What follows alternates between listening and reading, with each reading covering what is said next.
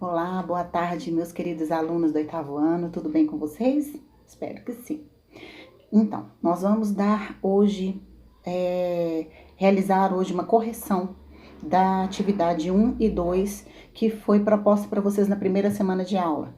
Eu tô fazendo isso porque é uma matéria que foi de revisão, né? Foi uma atividade de revisão para que a gente feche, né, esse conteúdo e já iniciamos até outros na apostila e para a gente poder dar continuidade de uma forma mais apropriada, ou seja, que os conhecimentos que vocês adquiriram realmente tenham adquirido, né? Se ficou alguma dúvida, a gente tira aqui agora. Esse vídeo é para isso, ok? Então vamos lá. Primeira consideração que eu queria fazer. As avaliações de vocês, eu não sei se vocês se lembram na sala de aula, eu disse que as avaliações que eu fizesse para vocês, elas viriam agora com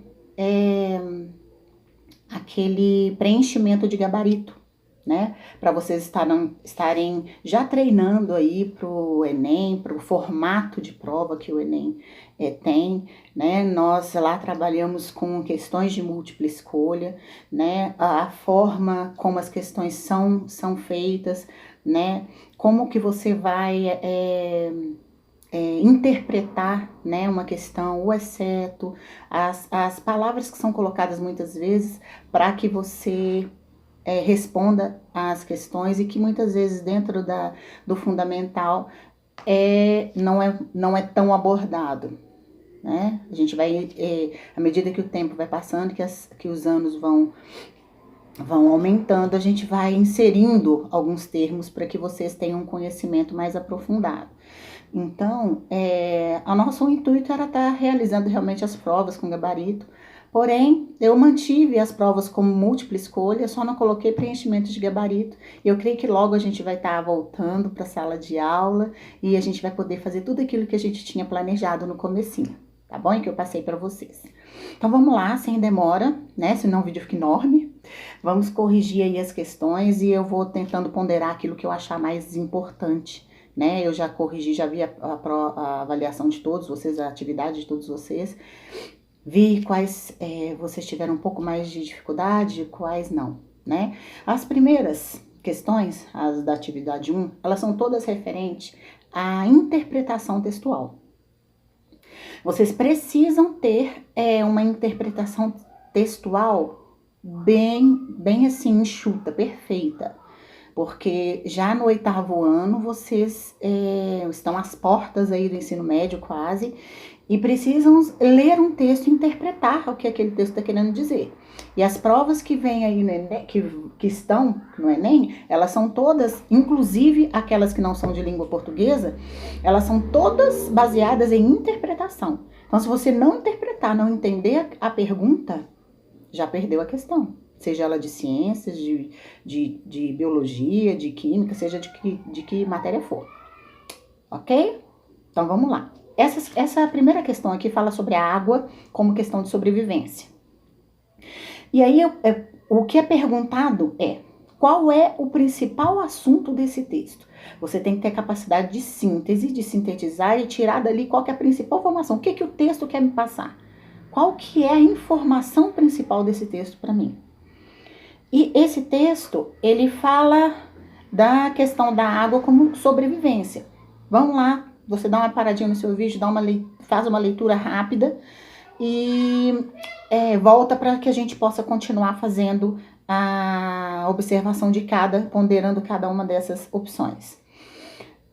O texto fala sobre a questão da importância de atitudes em sala de aula? Não, né? A gente vê que o texto começa, inclusive, falando que nós precisamos evitar a poluição nos mananciais, nós devemos ter água tratada, né? Devemos escovar os dentes e não deixar a torneira aberta. Fala no segundo parágrafo sobre atitude de respeito, de preservação do meio ambiente e do uso racional da água, né? Aqui nós não colocamos, o texto não coloca nada a respeito de sala de aula. Ou seja, isso é interpretar um texto, saber o que ele está dizendo e o que ele não está dizendo. Letra B, a poluição do planeta Terra? Não. O monitoramento do hidrômetro? Não. O que ele fala no segundo parágrafo sobre o hidrômetro? que monitorar o hidrômetro, medidor do consumo de água, calcular o consumo da água por pessoa e promover campanhas de redução de gasto, são os caminhos interessantes para atingirmos o quê? Tais objetivos. Quais são os objetivos? Muito provavelmente é disso que fala o texto. Então, o texto não fala do monitoramento do hidrômetro. A letra D, o consumo racional da água. Essa é a certa.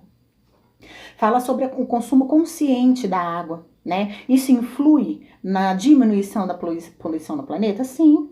O texto coloca sobre a questão do monitoramento do hidrômetro? Sim, mas esse não é o assunto principal do texto. Ok? É dessa forma que vocês devem realizar a leitura e a análise ao responder qual é ao tentar identificar qual é o tema principal daquele texto. Ok? Número 2, então. O texto número 2 fala sobre a incapacidade, o título é Incapacidade de Ser Verdadeiro. E lá, a questão, é um texto de Carlos Drummond de Andrade, a questão ela fala o seguinte: quando Paulo contava as suas histórias, a mãe, mais uma questão de interpretação, o que a mãe dele fazia quando ele contava as histórias? Pedia para ele contá-las na escola? Não. Pedia para contar mais histórias? Não. Dizia para o menino escrevê-las? Não. Botava o menino de castigo? Sim. Ou seja, uma questão simples de interpretação. Ok? A número 3, em provas, até mesmo de alguns concursos, costumam colocar muito tirinha para a gente interpretar o que está sendo dito ali, né? Nas provas de língua portuguesa, principalmente. Essencialmente, aliás. Então, nós temos aí a tirinha. Vamos ler a tirinha rapidamente, que ela é pequenininha. Ele voa de verdade, como nas histórias dele. Acompanha aí na sua atividade, tá? Que coisa feia, Cascão. Tem que lavar as mãos com água e sabão, sabia? Isso é bobagem. Não é bobagem coisa nenhuma. Lavar as mãos é saudável, pois pode evitar muitas doenças, sabiam? Isso é desde que seja com água tratada. Qual que é o assunto da história em quadrinhos acima? Mais uma vez você vai definir, vai ler, interpretar e vai ver qual que é o assunto principal. Vamos começar de baixo? Da D? É mostrar que é necessário beber água filtrada? Não. É alertar para o fato de que o astronauta voa de verdade? Tem um astronauta aí? Não. Destacar que o Cascão acha importante lavar as mãos? É isso. Ele acha importante que seja lavado as mãos? Mesmo? O que o Cascão fala no segundo quadrinho? Isso é bobagem. Então, essa verdadeiramente não é. Lembrar que é preciso lavar as mãos para evitar doenças? Sim, é isso que é tratado na tirinha. Ok? Então, a questão da interpretação de texto para vocês é essencial. Quanto mais exercícios vocês fizerem, é o que eu sempre digo em sala de aula, mais o conteúdo vai assentando, né, na sua memória, na sua mente, mais o conteúdo vai sendo enraizado, mais você vai se apropriando daquele novo conteúdo, daquela nova disciplina, ok? Nós temos aí também, na atividade como atividade 2, já vamos iniciar, já vamos fazer essa correção de uma forma direta. Atividade 2, na questão 1 está escrito o seguinte: marque a opção que possui um sujeito composto. Qual que é a questão aí que possui um sujeito composto? Vocês lembram quando a gente falou isso tudo aqui que nós estamos estudando? Vocês têm no caderno vários textos com interpretações, né? Para vocês realizarem a interpretação com várias questões. E agora vamos falar do sujeito. A gente tem aí um material bom no caderno de vocês falando sobre a classificação de sujeitos. Então voltem lá, estudem, avaliem. Quando tiverem alguma dificuldade, vocês tenham onde consultar. Ok? Nós dizemos que um sujeito é composto quando ele tem 2 núcleos. O sujeito é simples quando ele tem apenas um núcleo. Como que eu identifico o sujeito? Como é que eu faço a análise sintática de uma frase? Toda análise sintática ela é realizada a partir do verbo. Eu olho onde está o verbo. Cadê o verbo na primeira frase aí, por exemplo? Os contrabandistas foram presos. Onde está o verbo? Foram, não é? E aí eu faço a pergunta para o verbo. E a pergunta, lembre, não é sempre quem. Pode ser o quê? Então vamos lá. Quem ou o que foi preso? Os contrabandistas. Os contrabandistas, então, é o sujeito da nossa frase. Quantos núcleos tem nesse sujeito? Núcleos são as palavras que identificam, que são mais importantes ali, que se retiradas do sujeito não tem nenhum sentido. Que palavra que se retirada do sujeito não tem nenhum sentido? Contrabandistas, né? Ela é o núcleo. É um núcleo ou são mais de um núcleo? É um núcleo apenas, então ela não é um sujeito composto, não é a resposta que a gente quer. Entenderam? Lembraram como é que faz para avaliar? A nossa resposta, então, aí vai ser a letra C. A Luísa e a Malu já foram embora. Também é o mesmo verbo da letra A que a gente acabou de avaliar. O verbo é foram. Quem ou o que foram embora? A resposta é o quem. Foram a Luísa e a Malu. As duas são os núcleos desse sujeito. Ok? Espero que esteja tudo bem por aí. Número 3. Na frase, precisa-se de colaboradores. O sujeito é indeterminado por quê? Então, aqui nós já estamos dizendo que o sujeito é indeterminado. Aí você volta lá no seu caderno e vê quais são as características, como é que eu faço para identificar um sujeito indeterminado? Uma delas é que o verbo ele esteja na terceira pessoa e também quando o verbo está na terceira pessoa acompanhado da partícula se, que é uma que se chama partícula indeterminadora do sujeito, já diz aí, né? Essa foi uma questão praticamente dada, né? Na letra B já fala a resposta. Partícula indeterminadora do sujeito só pode ser porque nós dissemos já que o sujeito é indeterminado. Então, toda vez que eu tenho o verbo na terceira pessoa, acompanhado dessa partícula se, que se chama partícula indeterminadora do sujeito, nós temos aí um sujeito indeterminado, ok? Portanto, a resposta da letra 3, do número 3, é a letra B. Vamos à questão 4. Indique a transitividade do verbo na seguinte frase. Joana gosta de comer pastel. Vamos lá. Joana gosta de comer pastel. Lembra quando nós estudamos os verbos, a transitividade dos verbos, se ele é transitivo ou intransitivo? É isso que eu quero saber aí. E mais, se ele é transitivo direto, indireto ou direto e indireto. Lembra? Nós falávamos do VTD, VTI e VTDI. Então, volta lá no caderno, lembra da matéria para poder fazer mais questões e isso ficar bem consolidado para vocês, ok? Como é que a gente faz? A gente encontra o verbo, vamos lá? Joana gosta de comer. Cadê o verbo? Onde está o verbo aí? Gostar. Quem gosta, gosta de alguma coisa. Quando você faz essa pergunta para o verbo, e você vê que ele precisa de um complemento, mas que nesse complemento nós temos uma preposição, esse verbo ele é um verbo transitivo porque transitou, ou seja, ele pediu um complemento, quem gosta, gosta de alguma coisa, só que na hora que eu dei essa resposta, gosta de alguma coisa, apareceu o de, que é uma preposição. Se você não lembra o que é preposição, volta lá no caderno. Volta lá na sua apostila, a gente estudou inclusive isso no 7º ano, bastante, né? Então, nós revimos isso nas primeiras aulas que tivemos nesse ano. Então, Joana gosta de quê? De comer pastel. Então, o objeto desse verbo, ele é um objeto indireto, porque ele precisou da preposição de para dizer do que é que a Joana gosta. Ela gosta de quê? Gosta de comer pastel. Então, esse elemento aí, essa preposição, ela identifica que o objeto é um objeto indireto, ok?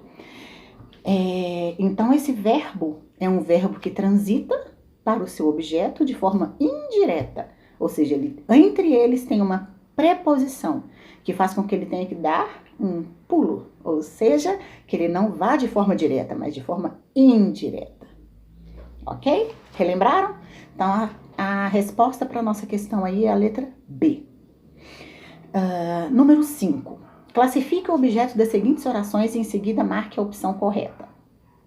Nós temos um objeto aí em cada uma dessas orações. Vamos falar então rapidamente para a gente verificar quais são os objetos. Número 1, necessitamos de sua ajuda. Quem necessita, necessita de alguma coisa. Olha a preposição aí. Então, isso quer dizer que esse objeto de sua ajuda é um objeto indireto, ok? Número 2, o diretor pediu doações à prefeitura. Quem pediu ajudas? O diretor, é o sujeito. Quem pede alguma coisa a ou para alguém. Então, nós temos aí que o primeiro objeto, esse verbo, ele pediu 2 objetos, presta atenção. Quem pede alguma coisa para ou a alguém. O primeiro objeto, ele não tem uma preposição, quem pede alguma coisa. O que foi que o diretor pediu? Doações. Para ou a alguém. Ele pediu doações a quem? À prefeitura. Aqui nós temos um objeto direto e aqui nós temos um objeto indireto. Então, esse verbo, ele transita de forma direta e de forma indireta. Portanto, ele é um verbo transitivo, direto e indireto. E nós temos aí um objeto direto e um objeto indireto. Número 3. Mamãe fez um almoço delicioso. Quem fez um almoço delicioso? Mamãe. Mamãe é o sujeito. Quem faz alguma coisa. O que foi que a mamãe fez? Um almoço delicioso. Esse um almoço delicioso é um objeto direto. Por quê? Ele fez com que o verbo transitasse diretamente para ele. Tá vendo? Olha, vamos perguntar de novo pro verbo. Quem faz algo ou alguma coisa. Eu não precisei de uma preposição entre o objeto e o verbo. Então, ele passou de forma direta. Esse objeto é um objeto direto. Ok? E a última, número 4. O funcionário entregou as encomendas aos clientes. Quem entregou as encomendas aos clientes? O funcionário, é o nosso sujeito. Entregou, quem entrega? Entrega alguma coisa a ou para alguém. Novamente, aí nós temos um objeto direto e um objeto indireto. Tranquilo? Número 6. Essa 6 aí é extremamente simples, né? Vocês lembram quando a gente falava lá dos pronomes pessoais? Falamos isso muito no 7º ano e a gente precisa de alguma forma entender isso um pouco aqui, porque tem uma ligação muito direta com relação ao objeto direto e objeto indireto. Quais são os pronomes pessoais? Do caso reto. A gente sempre falou. Eu, tu, ele, nós, vós, eles. São os pronomes que fazem com que conjuguemos todo e qualquer verbo da língua portuguesa. Agora, nós temos também aqueles pronomes pessoais do caso oblíquo. Vocês lembram? Não confundam. Do caso reto é esses que a gente usa para conjugar os verbos. E do caso oblíquo é o me, mim, comigo, se, si, consigo, o, a, os, as, o lhe, né? Que sempre será um objeto indireto. E por aí vai.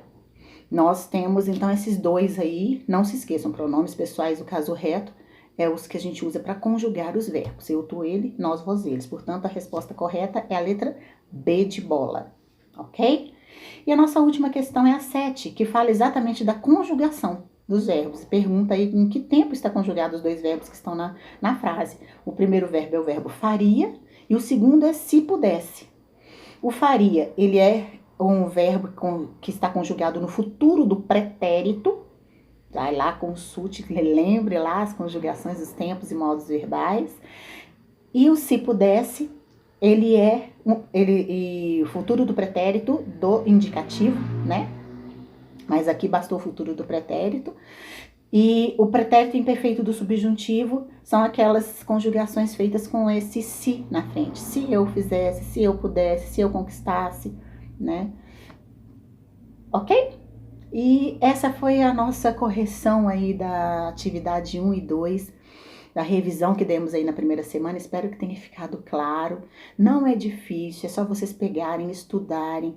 Língua portuguesa é assim, vocês precisam ler e realizar os exercícios para que o conteúdo fique cada vez mais claro. Quanto mais exercícios vocês vão fazendo, mais claro vai ficando. Então, a matéria você já tem, a explicação.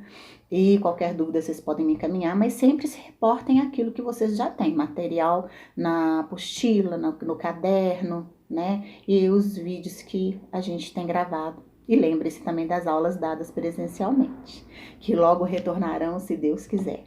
Um beijo para vocês e até a nossa próxima videoaula.